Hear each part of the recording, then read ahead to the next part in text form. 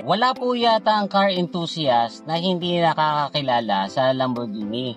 At kung ikaw ay katulad ko na batang 80s, malamang na bumili ka rin noon ng poster ng Lamborghini Countach para i-display sa kwarto mo or di kaya naman gamiting pambalot sa binder ng mga Cattleya fillers. At kung pag-uusapan po ay supercars or sports cars, malamang na ang unang papasok sa isip nyo ay kung hindi Ferrari, Lamborghini.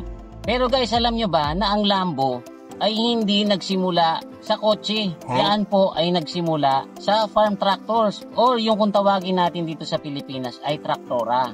At ang nag-motivate sa founder nito para gumawa ng supercar ay ang pang-iinsulto naman ng founder ng Ferrari.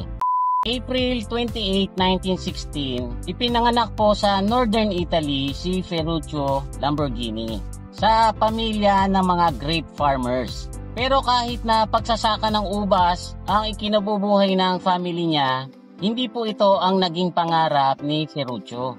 Kasi ang hilig niya po talaga ay mga kotse at saka motor, lalong-lalo na yung mga sports cars. Kaya nung magkolehiyo po siya, ang kinuha niyang kurso ay Industrial Technology sa Fratelli Taggia Institute at gumraduate po siya noong 1940. Pagka-graduate naman po niya, agad po siyang napasok sa Italian Air Force bilang isang mechanic. Dito guys, lalo siya naging bihasa sa paggawa at saka sa pag-i-improvise ng mga makina ng eroplano at saka ng mga military vehicles. Kaya lang guys, ang Italy kasi noon ay kakampi ng Japan at saka ng Germany bilang Axis powers. Kaya ang kalaban naman nila noon ay ang mga Allied. Kaya noong matapos ang gera noong 1945, isa po si Ferruccio sa mga naging prisoners of war at nakulong po siya sa Great Britain, kung saan pinagtatrabaho din po siya bilang isang mechanic.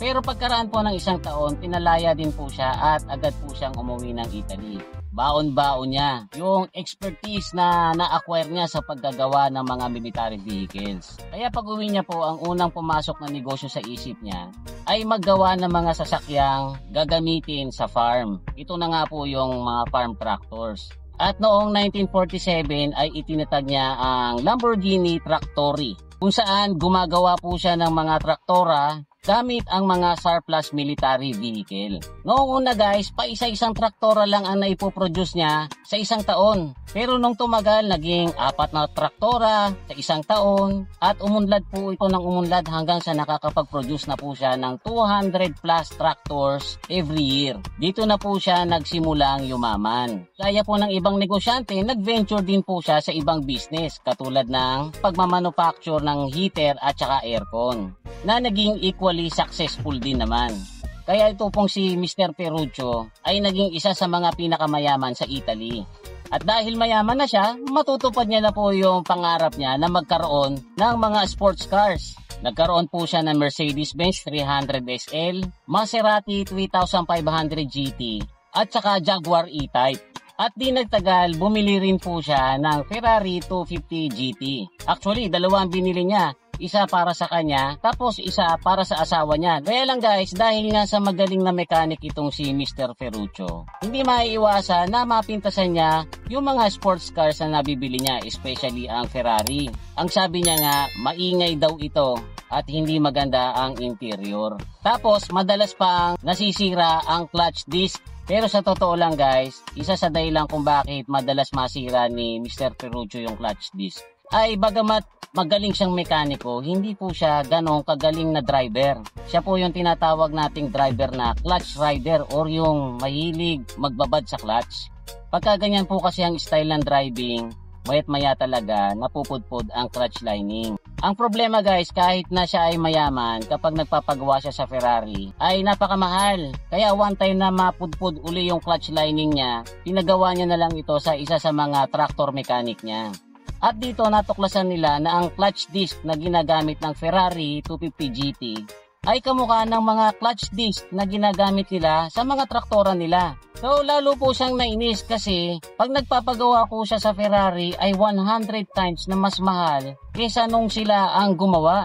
At dahil sa inis niya, naisipan niyang puntahan mismo ang founder ng Ferrari na si Enzo para ipakita na yung clutch disc ng Ferrari ay kamukha lang ng clutch disc ng traktora niya. Kaya lang guys, hindi po naging maganda ang pagtatagpo nila. Kasi ang sinabi sa kanya ni Enzo Ferrari, mahuhusay at magaganda ang gawa ng Ferrari. Kung nasisira mo ang kotse ng Ferrari, yan ay ikaw ang may fault. At sinabihan din po siya ni Enzo na mas mainam pa na bumalik na lang siya sa paggawa ng traktora. Dito po na insulto ng husto si Mr. Ferruccio Lamborghini.